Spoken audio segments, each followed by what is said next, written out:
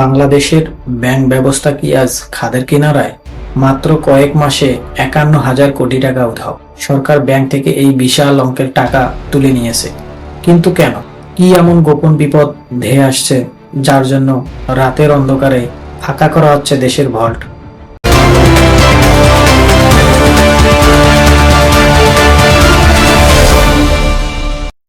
BNP, জামাত এবং বিরোধী দলগুলো দাবি দেশ এখন দেউলিয়া হওয়ার অপেক্ষায়। সাধারণ মানুষের আমানত কি তবে স্রেফ কাগজের টুকরো হয়ে যাবে? যদি ভাবেন আপনার জমানো টাকা ব্যাংকে নিরাপদ, তবে আজকের এই ভিডিওটি আপনার জীবনের সব থেকে বড় ভুল ভাঙাতে যাচ্ছে।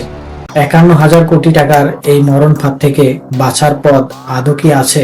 আমাদের ইনভেস্টিগেটররা যখন বাংলাদেশ ব্যাংকের ডেটা বিশ্লেষণ শুরু করলো, তখন যা বেরিয়ে এলো তা পিলে চমকে দেওয়ার মতো।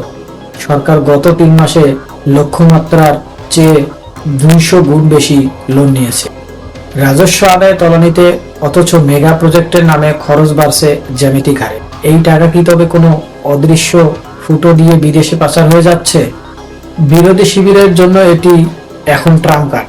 বিএনপি, জামাত স্পষ্ট হুঁশিয়ারি দিয়েছে, এই অর্থনৈতিক অব্যবস্থাপনা দেশকে গৃহযুদ্ধের দিকে ঠেলে দিতে পারে। এনসিপি বলছে, সাধারণ মানুষের ট্যাক্সের টাকা দিয়ে সরকার এখন ঋণের সুদ দিচ্ছে, অর্থাৎ আপনি নিজের পকেটের টাকা দিয়ে সরকারের পুরনো পাপের প্রায়শ্চিত্ত করছে।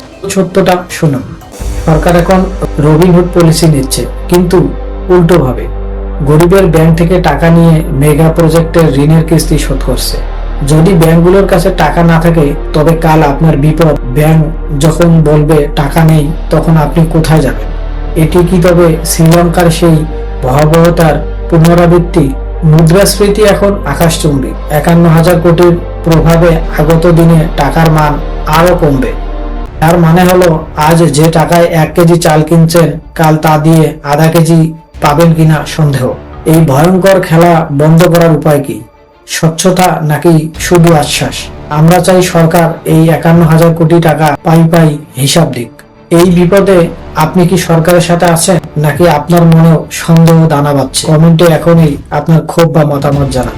সত্যের শেষ দেখতেই এখনই সাবস্ক্রাইব করুন।